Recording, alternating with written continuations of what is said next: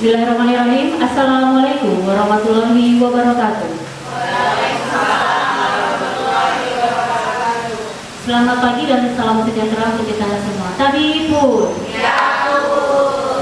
Alhamdulillah, puji dan syukur kehadiran Allah Subhanahu wa Ta'ala yang telah memberikan kesempatan kepada kita untuk hadir pada kegiatan pemimbasan modul nyata aksi nyata modul 1.4 dari Bapak Ketut Edi Darmawan. Teman-teman sekalian, tak lupa puji dan syukur dan jangan lupa salawat dan salam kita aturkan kepada junjungan kita Nabi besar Muhammad SAW. Pada kegiatan kali ini yang akan dilakukan oleh Bapak Ketut Edi Darmawan, kita akan melakukan dua sesi. Sesi yang pertama yaitu penyampaian presentasi dari beliau, dan sesi kedua yaitu tanya jawab. Mohon untuk dapat bisa kita simak bersama, dan nanti apabila ada yang ingin disampaikan akan kita masuk ke dalam sesi yang kedua. Kepada Bapak Ketut Edi Darmawan, calon guru penggerak angkatan 11 SMA Negeri 1 Metro, dipersilakan. Baik, terima kasih Bu Lia. Sebelumnya saya ucapkan Assalamualaikum warahmatullahi wabarakatuh. Waalaikumsalam. Lalu Om Swastiastu dan Namo Buddhaya. Tabibun. Terima kasih seperti yang disampaikan oleh Ibu Lia tadi. Pada kesempatan ini saya akan memberikan sebuah tugas, sebetulnya diseminasi atau pembahasan terkait dengan budaya positif. Bapak Ibu dan adik-adik atau rekan-rekan BPL, lanjut ke slide berikutnya. Tujuan kegiatan ini adalah setelah mengikuti diseminasi ini, semua warga sekolah termasuk kita semua diharapkan memahami dan dapat berkolaborasi mewujudkan budaya positif di lingkungan sekolah SMA Negeri 1. Nah, terkait dengan budaya positif, ada sedikit pengantar yang ingin saya sampaikan. Menurut Ki Hajar Dewantara, mendidik dan mengajar itu adalah proses yang memanusiakan manusia, sehingga harus memerdekakan manusia dan segala aspek kehidupan baik secara fisik, mental, jasmani, dan rohani. Jadi hal-hal terkait dengan pemikiran-pemikiran Bapak pendidikan kita itu harus selalu kita ingat, karena memang banyak sekali hal-hal yang inspirasi yang harus bisa kita gali dari sini. Selanjutnya, filosofi pemikiran Ki Hajar Dewantara dalam pengembangan budi pekerti, yaitu olah kita, olah karya dan karsa, dan olahraga juga, yang terpadu menjadi satu kesatuan, hasil-hasil positif yang disesuaikan dengan pemikiran Ki Hajar Dewantara. Prinsip kepemimpinan sebagai seorang guru, yang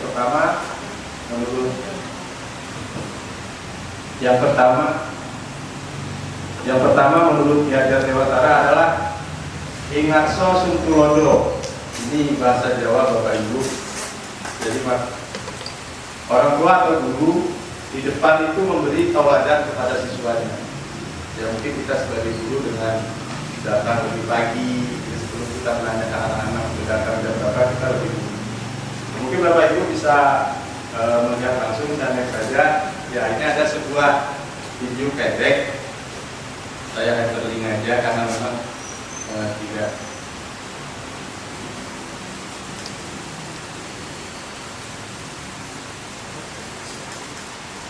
Sekolah tambah syukur tambah rujuk, kurikulum merdeka, kurikulum masuk, bijen merdeka, merdeka, eka merdeka, orang merdeka, kunci malam raya tulen dari orang kunci lah.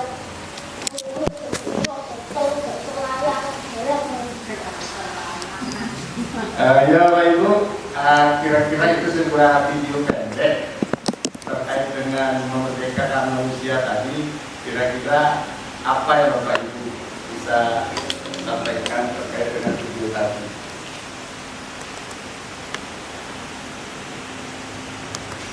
Ada yang bisa membantu?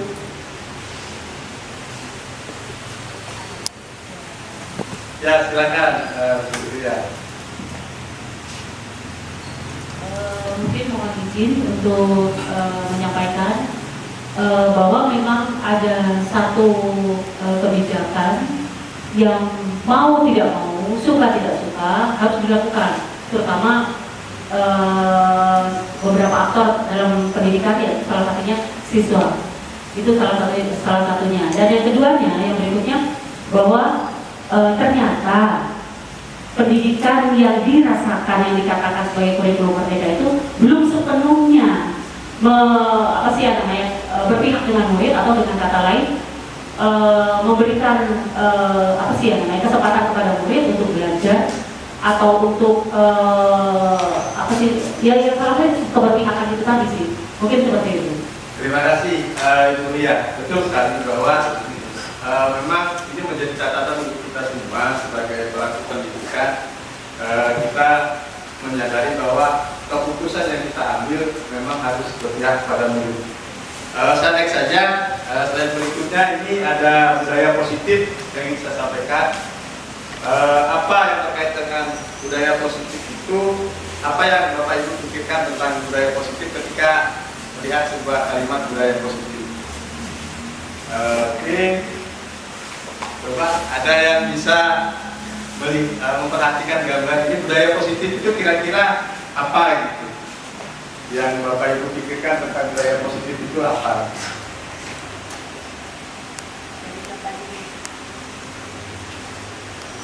Ya silakan. Apakah budaya positif itu dengan ketika ada orang membutuhkan seperti pertolongan, Langsung memberikan pertolongan? apakah itu juga budaya positif? Apakah dengan melakukan sesuatu dengan mengutamakan akal dan pikir itu juga sebuah budaya positif? Ya. Ya Pak. Oke, saya next saja ke berikutnya. Oke, budaya positif itu adalah untuk di sekolah, yaitu nilai-nilai atau kebiasaan yang berpihak kepada peserta didik agar mereka dapat berkembang menjadi pribadi yang kritis, penuh hormat dan bertanggung jawab. Jadi budaya positif di sekolah kita sebetulnya sudah cukup baik, gitu ya, sudah cukup baik. Setiap pagi kita menyambut anak-anak dengan salam pagi, itu juga bagian dari budaya positif. Kita next saja. Konsep inti dari sebuah budaya positif itu adalah ada beberapa yang bisa menuju ke arah budaya positif. Yang pertama adalah perubahan paradigma belajar, itu yang pertama. Yang kedua ada disiplin positif, nilai-nilai kebaikan, kebutuhan dasar manusia, motivasi perilaku manusia, posisi kontrol sebagai guru, keyakinan kelas, dan segitiga restitusi. Dalam waktu 60 menit ke depan nanti inilah yang ingin kita sampaikan kepada Bapak Ibu dan rekan-rekan semua. Oke, pembelajaran dengan paradigma baru. Pembelajaran dengan paradigma baru itu merupakan pembelajaran yang dirancang berdasarkan berdiferensiasi, sehingga peserta didik belajar sesuai dengan kebutuhan berdasarkan tahap perkembangan sesuai psikologis modern untuk mewujudkan profil belajar Pancasila. Berdiferensiasi artinya sesuai dengan kebutuhannya. Profil belajar Pancasila itu ada beberapa, 1, 2, 3, 4, 6, ada 6. Yang pertama adalah berakhlak mulia, terus berpemikiran global, gotong royong, kreatif, bernalar kritis, dan mandiri. Ini menjadi catatan untuk kita semua agar generasi kita ke depan memiliki profil yang seperti ini. Kita berharap generasi kita ke depan memiliki kebinekaan global, memiliki semangat bergotong royong yang mungkin pada hari ini semangat gotong royong itu sedikit sudah berkurang. Selanjutnya menjadi generasi yang kreatif, bernalar kritis, dan menjadi generasi yang mandiri. Mandiri seperti apa? Ya minimal mandiri untuk dirinya sendiri. Selanjutnya perubahan paradigma belajar.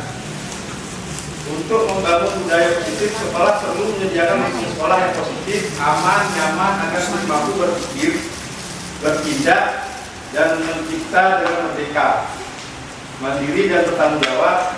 Lazimnya disiplin dikaitkan dengan kontrol, yang dalam hal ini kontrol terhadap guru terhadap muridnya. Bapak Ibu, sebetulnya ada miskonsepsi tentang teori kontrol ini. Yang sering terjadi adalah miskonsepsi yang pertama adalah ilusi tentang mengontrol murid. Jadi rata-rata guru itu memiliki sebuah keinginan untuk mengontrol muridnya. Padahal sebetulnya tidak ada satupun yang bisa mengontrol orang lain. Yang bisa mengontrol dirinya itu adalah manusia itu sendiri. Jadi setiap individu itu punya kemampuan untuk mengontrol dirinya. Selanjutnya ilusi bahwa semua penguatan itu positif dan bermanfaat. Itu belum tentu, padahal itu belum tentu. Yang selanjutnya ilusi bahwa kritik dan membuat rasa bersalah itu mampu menguatkan karakter. Untuk saat ini mungkin ini perlu kita pikirkan bersama. Tapi kalau saya dulu ketika masih kecil dihadapkan pada situasi pendidikan, dikritik itu menjadi sesuatu yang menguatkan bagi saya. Tapi ini menjadi untuk saat ini kita harus menjadi catatan untuk kita pikirkan bersama. Terus yang kedua, selanjutnya ilusi bahwa orang dewasa itu berhak memaksa. Kamu harus begini, kamu harus begitu. Padahal itu ini adalah sebuah miskonsepsi yang harus kita pikirkan bersama mencari solusinya. Kenapa menggunakan teori kontrol? Teori kontrol dikembangkan sebetulnya oleh Dr. William Glasser, adalah psikologi yang mengajarkan bahwa individu memiliki kemampuan untuk mengendalikan dan merancang mereka sendiri menuju kepuasan dan kebahagiaan. Ini berfokus pada ide bahwa kita memiliki penuh atas tindakan dan perilaku kita sendiri, serta bahwa tindakan tersebut bertujuan untuk memenuhi kebutuhan kita. Jadi yang bisa mengontrol diri manusia adalah dirinya sendiri. Nah, ini adalah mengubah paradigma stimulus respon ke pendekatan teori kontrol tadi. Misalnya stimulus responnya, realitas keputusan kita sama, realitas kebutuhan kita itu berbeda. Jadi jangan menyamakan kebutuhan, karena kebutuhan setiap orang itu berbeda. Semua orang memiliki hal yang sama, setiap orang memiliki gambaran yang berbeda. Seperti itu. Kita mencoba mengubah orang agar berpandangan sama dengan kita. Padahal kita berusaha memahami pandangan orang lain tentang dunia yang bisa saja pandangannya berbeda. Ibarat melihat sebuah telur, kita hanya mampu melihat dari sisi sebelah sini. Sementara orang lainlah yang melihat dari sisi sebaliknya. Seperti itu. Orang lain bisa mengontrol saya. Misalnya ini stimulus responnya. Hanya Anda yang bisa mengontrol diri Anda sendiri. Jadi ketika ada orang lain yang berusaha mengontrol kita punya naluri, kamu siapa kamu, gitu. Kamu nggak bisa mengontrol saya. Dan itu pun yang terjadi hampir pada semua manusia. Pemaksaan pada saat rujukan yang gagal dan seterusnya, kolaborasi dan konsensus menciptakan pilihan-pilihan baru. Stimulus responnya berpikir tentang menang kalah, sedangkan teori kontrol berpikir tentang menang-menang, tidak ada yang kalah. Jadi menang semua. Oke, selanjutnya disiplin positif. Disiplin positif itu adalah cara membentuk sikap mandiri anak sehingga fokus pada memotivasi refleksi terhadap kesalahan yang dilakukan, menghargai dan membangun logika yang bersifat panjang. Disiplin positif merupakan pendekatan mendidik anak untuk melakukan kontrol diri dan membentukkan kepercayaan diri. Disiplin itu berasal dari bahasa Latin atau bisa dibaca disiplina yang artinya belajar. Namun dalam budaya kita makna kata disiplin berubah menjadi sesuatu yang dilakukan seorang pada orang lain yang mendapatkan kepatuhan. Dan naik lagi, disiplin positif merupakan salah satu cara penerapan disiplin yang bertujuan menumbuhkan kesadaran diri dan memotivasi intristik peserta didik agar berperilaku mengacu pada nilai-nilai kebajikan universal. Kesadaran diri yang muncul pada peserta didik untuk berperilaku positif bukan karena ada faktor imbalan atau penghargaan, apalagi karena ancaman atau hukuman. Jadi yang diharapkan adalah ending dari disiplin positif itu Dorongan itu muncul dari dalam, gitu, dari intrinstiknya, seperti itu. Nah, ini adalah nilai-nilai kebajikan universal yang ada di sekitar kita. Nilai-nilai kebajikan adalah sifat-sifat positif manusia yang merupakan tujuan mulia yang dicari setiap individu, agar semua individu bertujuan yang sama. Nilai yang disepakati bersama, entah itu dari lintas bahasa, suku, bangsa, agama, maupun latar belakang, itu memiliki nilai-nilai positif yang disepakati bersama, yang memiliki nilai-nilai kebajikan. Contoh misalnya di sini profil pelajar Pancasila itu beriman, bertakwa kepada Tuhan Yang Maha Esa, berakhlak mulia, mandiri, bernalar kritis, berkomunikasi global, bergotong royong, dan kreatif. Ini sudah dicontohkan seperti itu. Nah, ini yang ketiga adalah motivasi perilaku manusia. Ini menjadi penting. Yang pertama itu adalah motivasi ekstrinsik. Jadi seringkali kita melihat orang itu termotivasi oleh hal-hal yang berasal dari luar. Yang pertama adalah untuk menghindari ketidaknyamanan atau hukuman. Ya bisa saja misalnya saya datang ke sekolah lebih pagi karena saya merasa nyaman gitu kan, kalau tidak ditegur oleh kepala sekolah gitu misalnya. Nah, ini bisa jadi terjadi terhadap anak-anak kita. Ini bisa jadi terjadi terhadap anak didik kita. Mereka datang lebih pagi sebetulnya karena mereka takut ditegur oleh Bu Hilda misalnya, seperti itu, takut dihukum misalnya, seperti itu. Yang selanjutnya, untuk menjadi orang yang mereka inginkan dan menghargai diri sendiri dengan nilai-nilai mereka percaya, atau yang selanjutnya untuk mendapatkan imbalan dan penghargaan diri. Inilah yang dianggap sebagai sebuah dorongan yang berasal dari luar. Jadi ketika ingin mendapatkan imbalan atau penghargaan, itu juga sebuah dorongan dari luar. Selanjutnya ada motivasi internal. Nah, ini yang sebenarnya kita cari, yaitu menciptakan disiplin positif dan sikap merdeka yang benar-benar berasal dari dalam diri kita. Menurut Ki Hajar Dewantara, merdeka itu artinya tidak hanya terlepas dari perintah orang lain, akan tetapi juga cakap dalam memerintah diri sendiri. Jadi seperti itu kata merdeka. Konsep disiplin positif dengan identitas yang gagal. Jadi seringkali konsep disiplin yang dianggap sebagai sebuah identitas yang gagal itu adalah hukuman. Hukuman itu menyakitkan, tidak nyaman, terus peserta didik menjadi takut, memaksa murid, menyembunyikan kesalahan, murid menjadi rendah diri. Misalnya menyembunyikan kesalahan dengan hukum, kita memberi hukuman, bukan justru mereka semakin menyembunyikannya gitu. Seperti itu. Jadi ini dianggap sebuah identitas yang gagal. Selanjutnya penghargaan. Penghargaan itu dianggap tidak efektif. Terus dianggap merusak hubungan karena ada sifat iri di dalam penghargaan itu gitu. Mematikan kreativitas. Menghukum dengan sistem ranking itu juga sebuah penghargaan.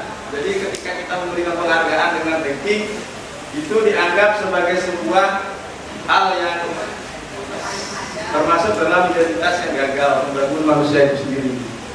Selanjutnya merampas hak menghargai dirinya. Jadi ini selama ini mungkin ada yang berpikir bahwa termasuk saya juga sebelum membaca konsep-konsep ini, saya juga berpikir bahwa memberikan penghargaan itu sesuatu yang baik. Ternyata itu juga sesuatu yang salah karena dia menjadi motivasi eksternal bagi dirinya sendiri. Jadi dia akan melakukan sesuatu ketika mengharapkan imbalan seperti itu. Misalnya Bapak Ibu punya anak sekali sholat 10.000 gitu misalnya, dia akan bersemangat karena 50.000 dalam sehari gitu. Besoknya 50.000 lagi gitu. Ternyata mungkin bagi kita itu benar sebagai orang tua, tetapi secara teori konsep disiplin itu sesuatu yang identitas yang gagal. Selanjutnya, nah ini adalah sebuah konsep disiplin dengan identitas yang sukses. Di antaranya adalah konsekuensi. Konsekuensi itu penguatan, tetapi sifatnya masih jangka pendek. Konsekuensi itu penguatan, tetapi dia masih jangka pendek. Lalu perlu monitoring berkelanjutan murid menghormati peraturan, kehilangan waktu, merenungi kesalahan. Itu bagian dari konsekuensi. Selanjutnya restitusi. Ini yang ideal. Jadi konsep disiplin dengan intensitas yang sukses itu, restitusi itu menjadi sesuatu yang paling ideal. Murid menjadi bertanggung jawab terhadap perilakunya, fokus pada pemecahan masalah jangka panjang, mulai menghormati dirinya dan orang lain, teori kontrol atau dirinya memegang kontrol terhadap diri sendiri. Murid menjadi bersemangat untuk memperbaiki kesalahannya. Nah, seperti apa itu restitusi nanti dalam slide berikutnya nanti akan saya tampilkan. Ya, ini ada 3 yang tadi dijadikan satu: hukuman, konsekuensi, dan restitusi. Hukuman itu tidak terencana, konsekuensi itu terencana, proses sementara restitusi itu menganggap proses penciptaan kondisi aman bagi murid. Bersifat satu arah, hukuman itu bersifat satu arah tadi. Jadi ketika kita memberi hukuman itu seringkali hanya sesuai keinginan kita. Seperti itu. Fisik dan itu melibatkan secara fisik dan psikis. Murid menjadi tidak tahu apa yang akan terjadi nantinya. Kalau konsekuensi itu terencana, sikap guru selalu memonitor, murid tetap dibuat nyaman.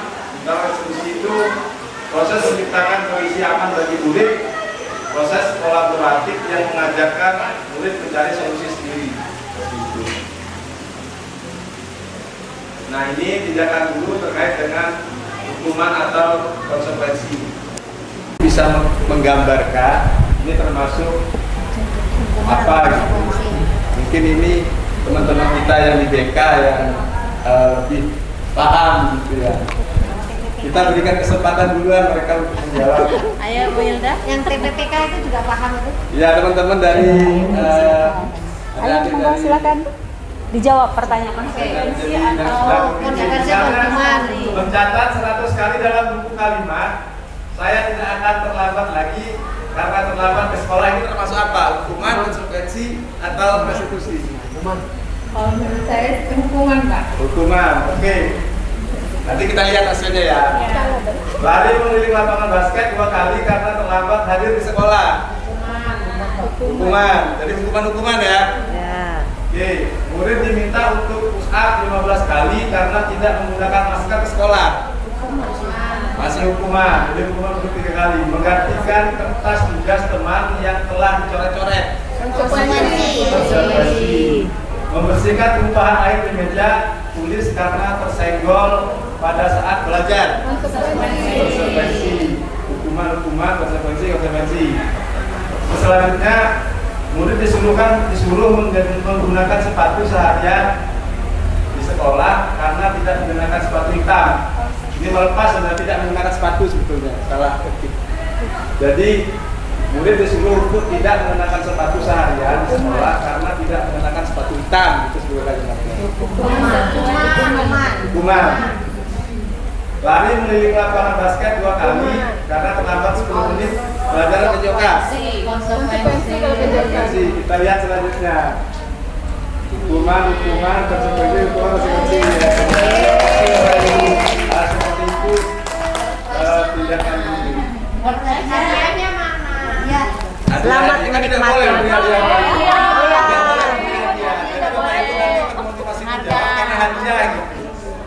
Oke, saya next. Kebutuhan dasar manusia. Jadi menurut teori terdapat 5 kebutuhan dasar manusia. Yang pertama adalah penguasaan, kesenangan, kasih sayang atau rasa diterima, kebebasan, dan bertahan hidup. Ini yang dianggap sebagai 5 kebutuhan dasar manusia. Dalam sebuah teori saya sempat membaca bahwa dianggap bahwa manusia itu akan tergerak.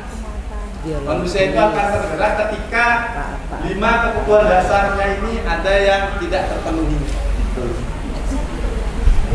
Orang akan tergerak bertahan hidup ketika kebutuhan bertahan hidupnya tidak terpenuhi. Itu bisa terjadi. Itu dia akan bekerja dan seterusnya. Secara negatif bisa jadi dia mencuri. Lalu Orang akan tergerak ketika kebebasannya direbut, gitu misalnya, dirampas kebebasannya dia akan tergerak. Bisa saja gitu, seperti itu. Terus kasih sayangnya tidak terpenuhi, dia juga akan bergerak, gitu. Dia akan tergerak untuk memenuhi itu. The next, nah apa yang terjadi jika ada bagian dari 5 kebutuhan dasar ini tidak terpenuhi, gitu. Dan nilai terkait dengan peserta didik kita. Bertahan hidup itu terkait dengan makanan, pakaian, tempat tinggal, keamanan, kesehatan. Itu terkait dengan bertahan hidup. Dan sayang itu terkait dengan rasa diterima, dipedulikan, berbagi, kerjasama menjadi bagian dari kelompok. Terus penguasaan itu bagian dari harga diri, keinginan untuk dianggap, terus memimpin, berprestasi, diakui dan didengar.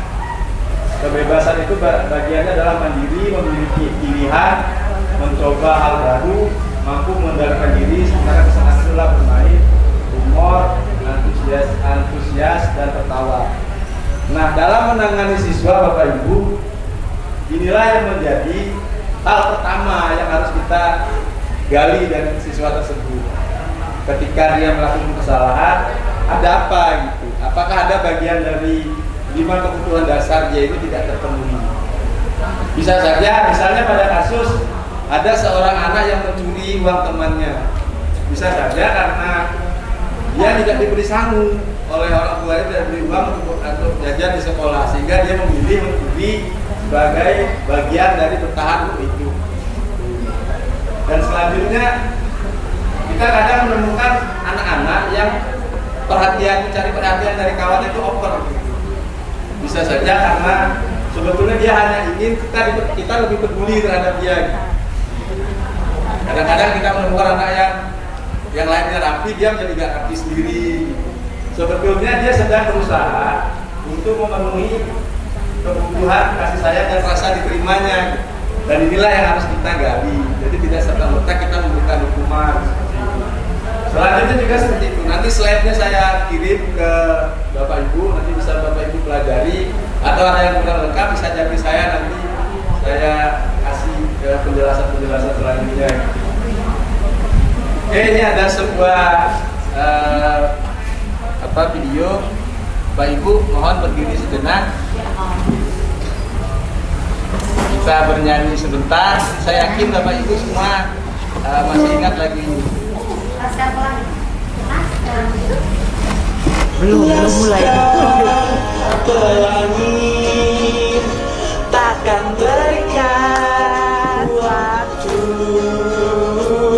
bebaskan mimpimu di angkasa, warnai bintang di jiwa.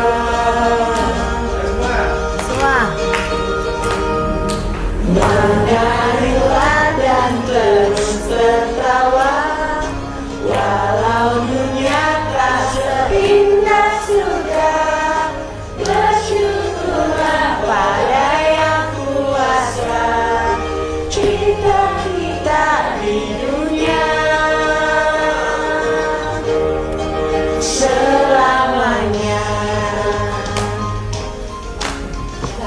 Ya cukup pendek aja Bapak Ibu. Kalau mau yang panjang nanti kita sendiri di rumah. Kalau mau yang panjang nanti kita sendiri aja di rumah karena kita dikejar oleh waktu. Sebentar lagi teman-teman harus yang beragama Islam harus sholat. Jadi saya harus menyelesaikan salat ini.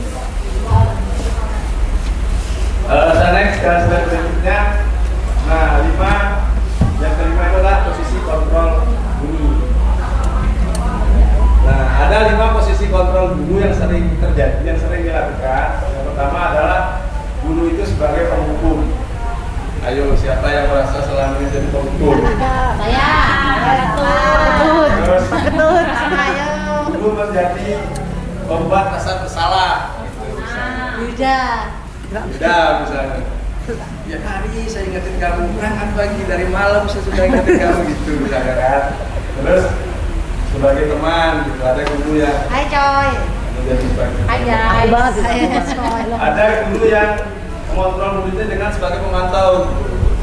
Jadi memantau itu menyandingkan kesalahan dengan tata tertib yang ada di sekolah, gitu misalnya.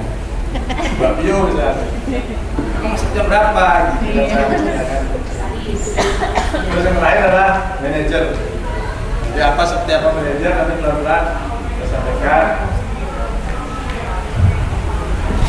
Fungsi kontrol apakah aku ini adalah sebuah pertanyaan yang bisa dijawab oleh Bapak Ibu.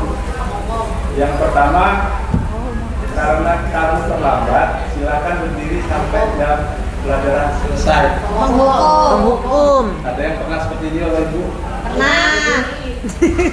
Jangan diteruskan ya Bapak Ibu.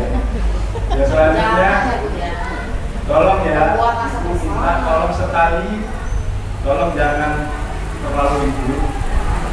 Tidak kasihan sama ibu ya, dari tadi teriak sampai Membuat rasa bersalah.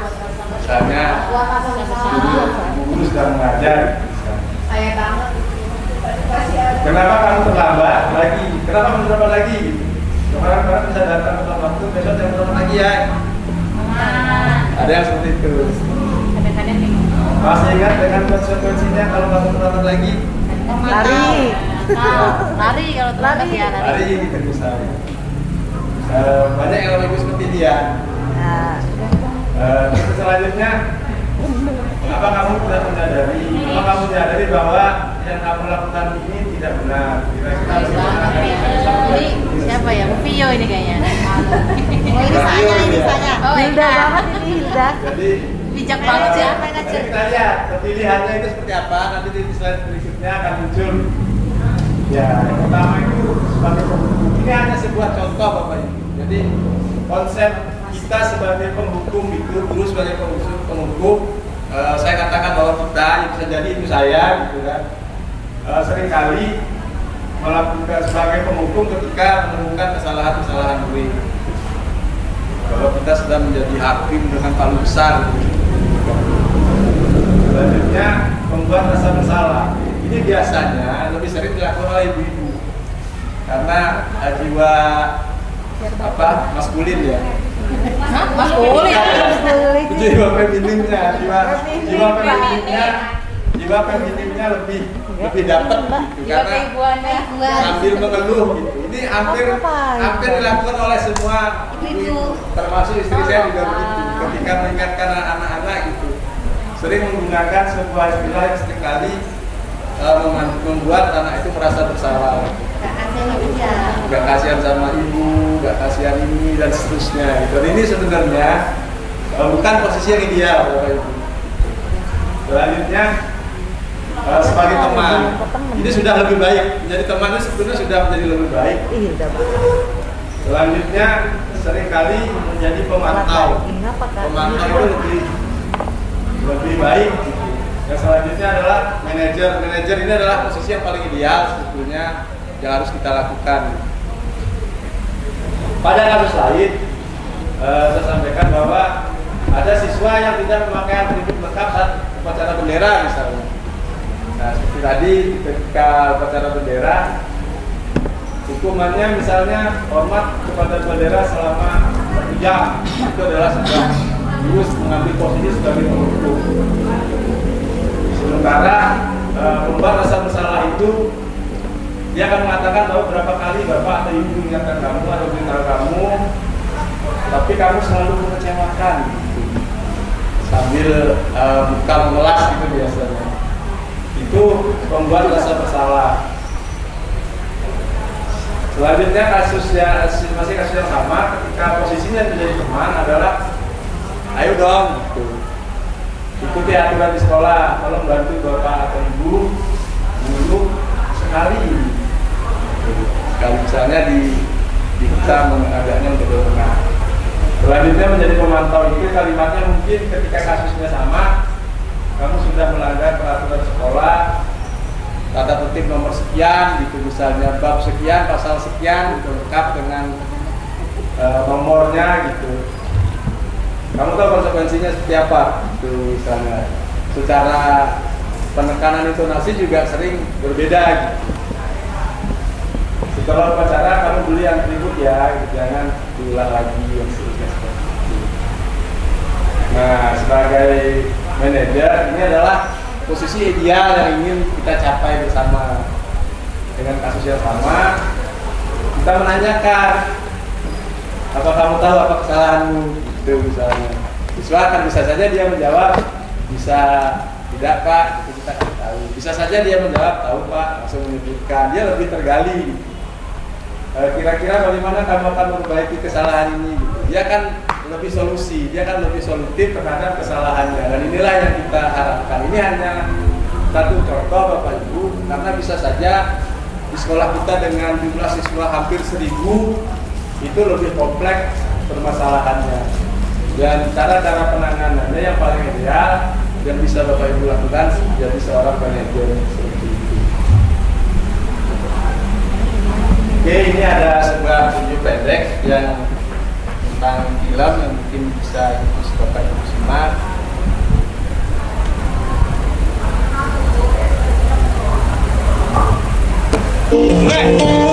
Saya Pak.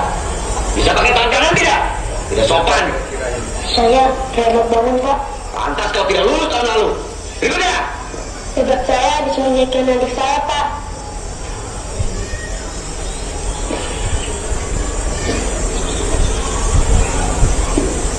Sang pelanggaran ini.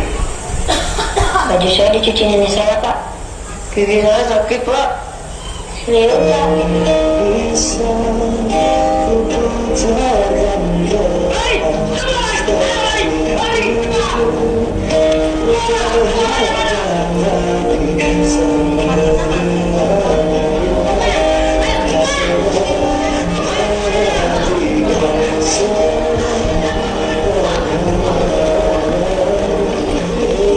Bapak Ibu, itu sebuah video pendek yang bisa saja posisi seperti itu dilakukan oleh kita, mungkin juga saya jadi Bapak Ibu di lain kesempatan.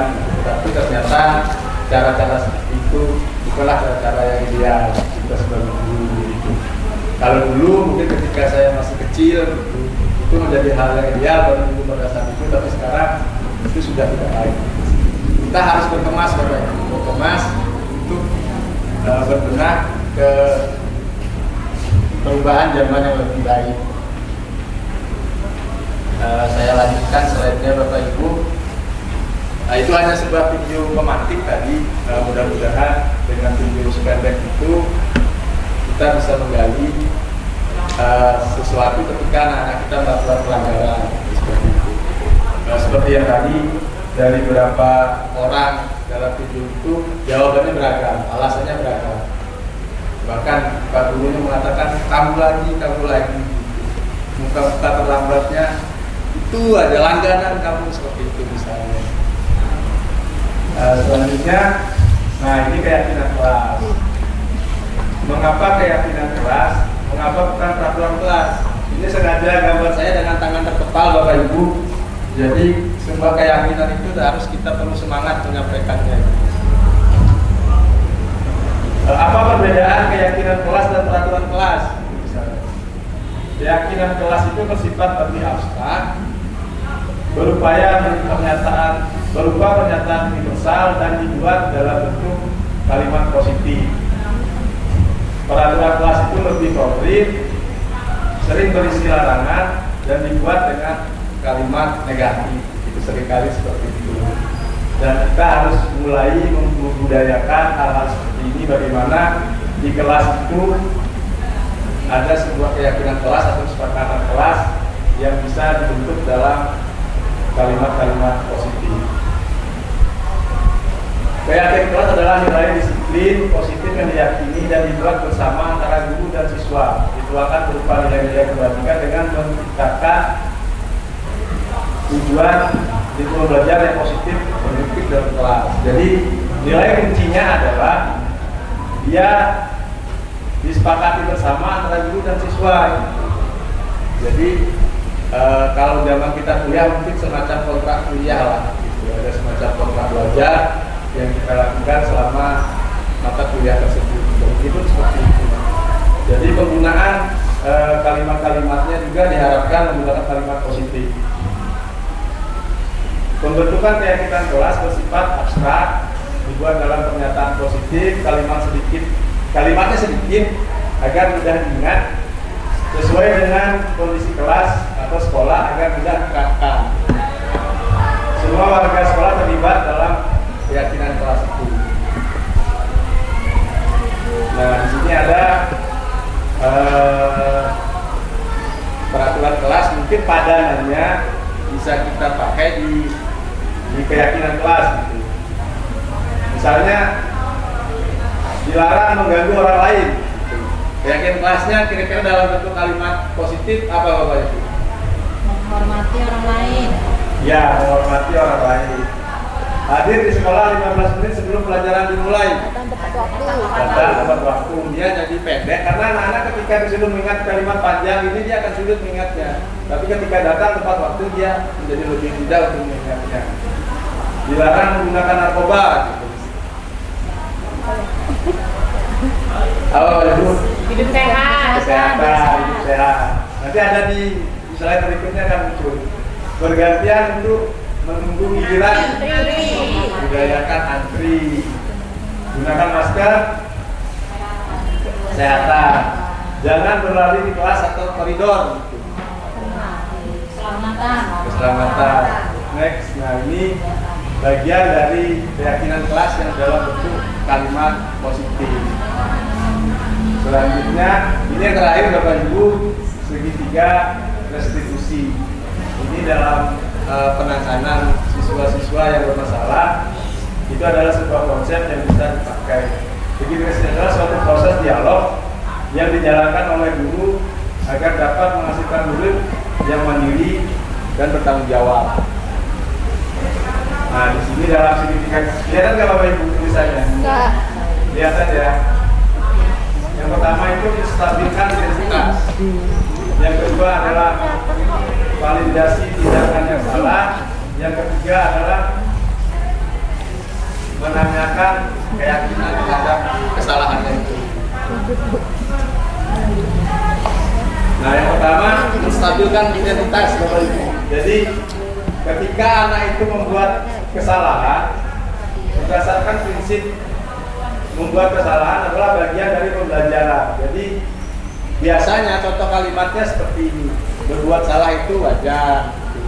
Ini sering ditemukan kalimat ini, harusnya sering kita temukan di teman-teman kita yang guru DK gitu. Karena yang paling sering menangani anak-anak bermasalah itu di teman-teman kita yang ada di bimbingan dan konseling.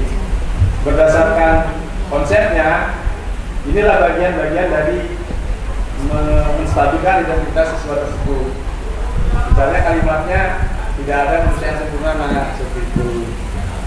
Atau mungkin Bapak Ibu juga pernah melakukan kesalahan juga seperti itu misalnya.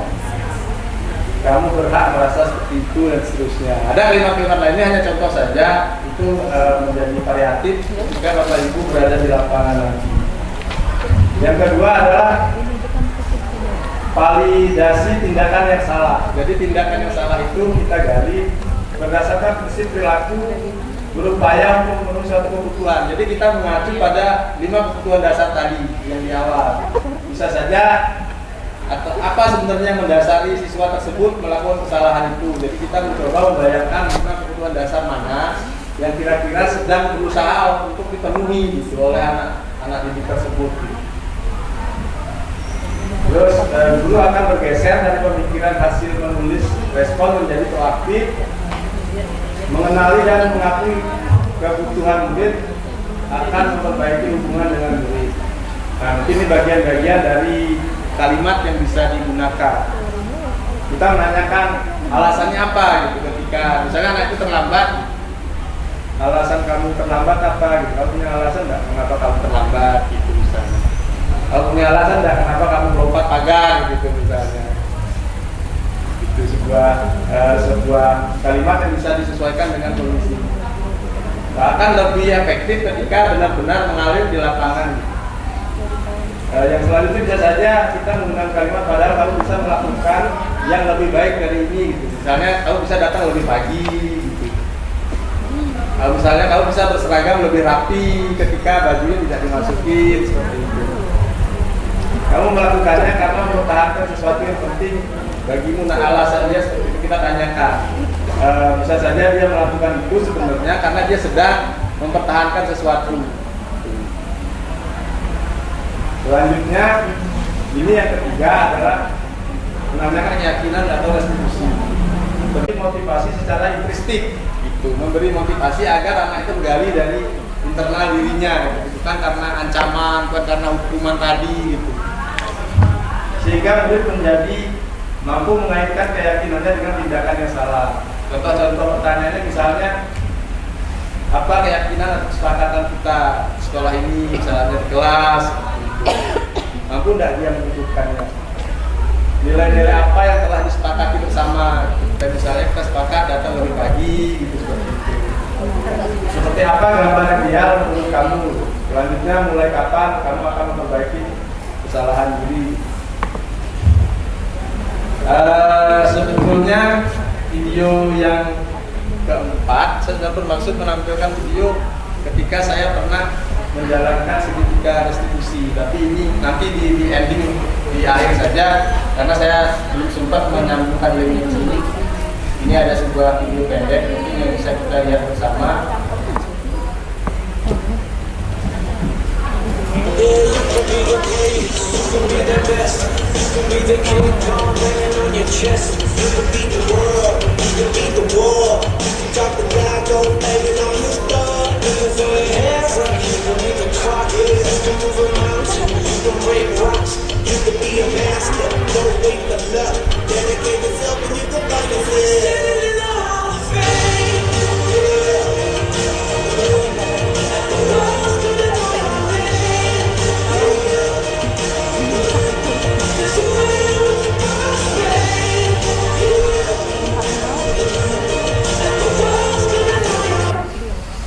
Ya, Bapak Ibu, itu adalah sebuah video pendek yang terkait dengan kegiatan kita.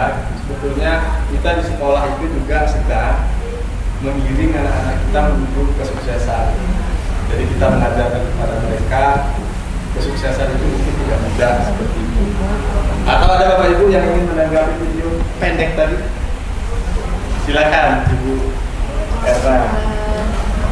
Tanggapan saya dari video tadi itu sebenarnya berhasil sendiri itu ada satu pepatah ya. Berhasil sendiri itu adalah hal yang biasa. Tetapi membuat orang berhasil bersama-sama itu adalah luar biasa. Gimana? Ya, jadi dari video tadi itu ketika satu orang berhasil itu adalah kolaborasi ya. Kolaborasi. Jadi ketika kita bekerja sama dengan orang lain, kemudian dia sampai satu puncak, kemudian membuat orang lain itu bisa sukses bersama, itu yang luar biasa. Ya, terima kasih, tepuk tangan buat. Ya, Bapak Ibu, benar sekali. Kita berharap anak-anak kita nanti menjadi generasi yang seperti itu. Ketika mereka menuju kesuksesan, sukses sendiri itu tidak enak, Bapak Ibu. Bayangkan saja kalau kita sukses sendiri, rumah kita luasnya 1 hektar, penduduknya tetangga, itu kan kesekian. Gitu, Bapak Ibu. Ada kebutuhan dasar yang kurang seperti yang kita katakan. Itu hanya sebuah hayalan atau sebuah tapi itu bisa jadi. Jadi sukses yang ideal itu adalah sukses yang bersama-sama. Ya. Oke, next ini sebenarnya tinggal sedikit lagi 2 slide Bapak Ibu.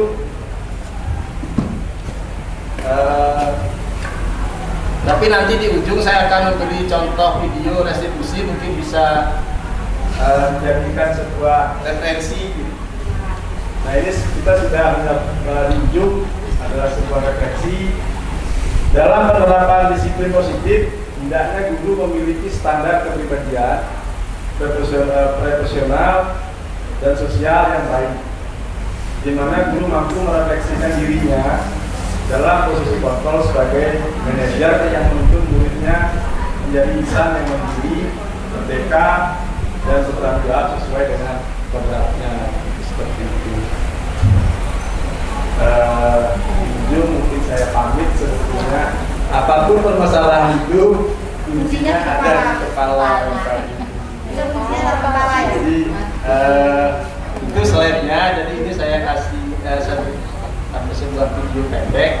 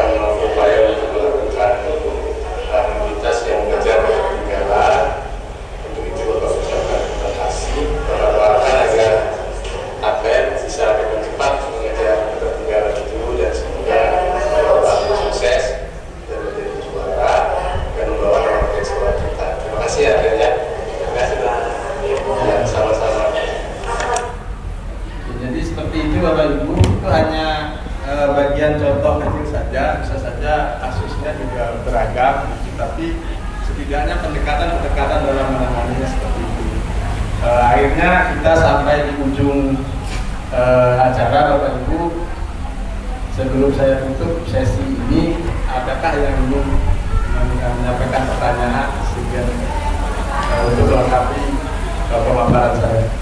Silakan kalau ada Bapak Ibu yang ingin ditanyakan, mudah-mudahan saya mampu menjawabnya. Ya silakan Bu Vanessa. Baik, selamat siang. Izin waktunya Pak. Yang ingin saya pertanyakan yaitu tentang miskonsep tentang teori kontrol tadi. Nah, di situ kan ada ilusi bahwa semua penguat positif itu tidak semuanya baik. Itu contohnya seperti apa Pak dan kenapa gitu? Jadi Pak, terima kasih. Ya, sebuah penguatan positif yang tidak semuanya baik itu salah satunya dengan memuji. Memuji itu mungkin positif, gitu, tetapi ternyata itu tidak baik, gitu, membuat yang lain menjadi iri. Ya, agak jauh-jauh saya punya anak, kebetulan ada anak saya masih kelas 1 SD, gitu. Ketika ibunya memuji kakaknya, dia langsung berlari bersembunyi, gitu, ngambek, gitu. Seperti ternyata memang pujian itu adalah hal positif, tetapi mungkin sebaiknya idealnya disampaikan secara personal. Terima kasih Ibu Vanessa. Kurang lebihnya kalau kurang pas nanti bisa japri saya nanti. Ya Bapak Ibu, nanti kita diskusi lebih lanjut. Wilda, ada yang ditanyakan? Sebelumnya, Assalamualaikum warahmatullahi wabarakatuh. Tadi Pak Ketut telah menyampaikan tentang budaya disiplin positif di sekolah.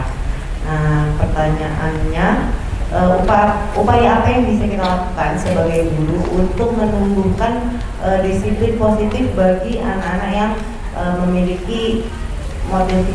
belum memiliki motivasi belajar? Karena beberapa anak ada yang hanya sekolah, tapi tidak ada niat untuk belajar seperti itu. Terima kasih Pak. Ya, terima kasih Bunda. Ini pertanyaan yang mungkin bisa kita temui se-Indonesia Raya. Sudah hampir di semua sekolah mengalami masalah-masalah seperti ini. Ketika motivasi belajar rendah seperti itu, lalu kita bagaimana menggali mereka agar memiliki disiplin yang baik, memiliki motivasi belajar. Sebelum saya menjawab, mungkin ada Bapak Ibu yang berkenan untuk menyambungkan pertanyaan Bunda tadi. Kira-kira apa yang bisa Bapak Ibu lakukan ketika menemui masalah seperti yang Bunda sampaikan tadi? Ada yang mau membantu? Coba Bapak Ibu.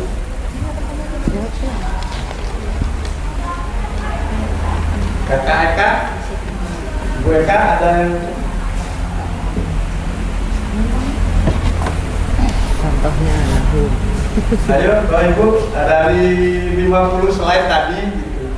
Siapa tahu masih ada yang nyangkut di pikiran Bapak Ibu terkait budaya disiplin seperti apa gitu yang bisa kita lakukan untuk menumbuhkan semangat motivasi belajar anak-anak kita yang kata Bunda motivasi belajarnya rendah gitu, seperti itu. Ya silakan Ibu ya. Baik, mohon izin Pak Ketut. Mungkin kalau menurut dari kami, untuk menemukan satu motivasi kepada dari siswa, pertama kali yang memang harus kita lakukan bukan hanya melihat pada saat itu saja, tetapi mungkin seperti yang tadi Pak Ketut sampaikan, ada beberapa dasar kebutuhan yang dimiliki oleh siswa. Nah, itu dulu yang harus kita ketahui, mengapa siswa si A, si B, si C tersebut motivasi belajarnya kurang. Kita ketahui terlebih dahulu dasarnya apa. Setelah kita mengetahui ternyata bahwa dia ada kendala di keluarga, dia ada kendala di yang lain, sehingga kebutuhan dasarnya tidak terpenuhi, mungkin dari situ kita atasi terlebih dahulu, baru kita sama-sama mencari solusi, mencari jalan dengan anak, mencari jawabannya sendiri dari segitiga restitusi yang tadi Pak Ketut sampaikan. Jadi menurut saya mungkin seperti itu Bapak. Terima kasih. Ya, terima kasih. Ya gimana Bu Hilda, cukup? Cukup. Ya cukup kata Bu Hilda. Jadi benar bahwa yang pertama dilakukan adalah menggali dulu Bunda. Jadi 5 kebutuhan dasar itu sebetulnya ketika anak-anak itu tidak tergali motivasinya untuk belajar, kita gali dulu. sebetulnya dia sedang memenuhi kebutuhan dasar yang mana gitu. Bisa saja dia sedang dalam posisi memenuhi kebutuhan hidup gitu. Karena saya pernah 10 tahun yang lalu itu menangani di sekolah kita gitu, ketemu anak, ketika bersalaman itu tangannya kasar sekali. Saya masih ingat anaknya gitu, kasar sekali. Tapi anaknya sering terlambat gitu. Mungkin beliau belum di sini waktu dia. Belum. Jadi saya menemukan itu, dan ketika saya trekking gitu. Tapi pada waktu itu belum ada bahasa trekking gitu, karena memang trekking itu kan sebetulnya belakangan ketika COVID itu masuk gitu. Jadi ketika di dalam ternyata anak itu bekerja keras. Tangan itu bahasa Jawa ini kapalan gitu. Jadi dia rajin membantu orang tua, tangan itu sampai kapalan. Memang sebelumnya saya sempat beberapa kali menghukumnya gitu, tapi setelah saya tahu bahwa ternyata dia sedang memenuhi kebutuhan hidup keluarganya karena bapaknya sakit-sakitan, hati saya sebagai ibu juga. Oke, kira-kira itu yang bisa saya sampaikan Bapak Ibu. Terima kasih atas tanggapannya selama penyampaian saya. Saya ini dengan wassalamualaikum warahmatullahi wabarakatuh. Bagi Bapak Ibu kita beri aplaus dulu kepada Bapak Ketua Edi Darmawan. Sebelumnya mungkin sedikit kesimpulan dari apa yang sudah kita lakukan hari ini, bahwa menjadi seorang pendidik bukan hanya untuk mendidik siswa untuk mengetahui konsep materi pelajaran yang kita berikan, tetapi untuk menuntun siswa agar bisa menemukan minatnya, agar bisa menemukan cara belajar dari hidupnya, sehingga karakter dari kepribadian, dari perilaku siswa itu bisa terbentuk dengan sendirinya. Mungkin itu saja dari yang sudah disampaikan oleh Pak Ketut Edi tadi. Semoga dari ini semua bisa menjadi pemahaman yang baru bagi kita untuk bisa lebih baik dalam berproses kepada siswa kita. Saya selaku moderator mohon maaf apabila ada kesalahan, dan terima kasih sebelumnya. Saya akhiri, wassalamualaikum warahmatullahi wabarakatuh. Waalaikumsalam warahmatullahi wabarakatuh. Terima kasih.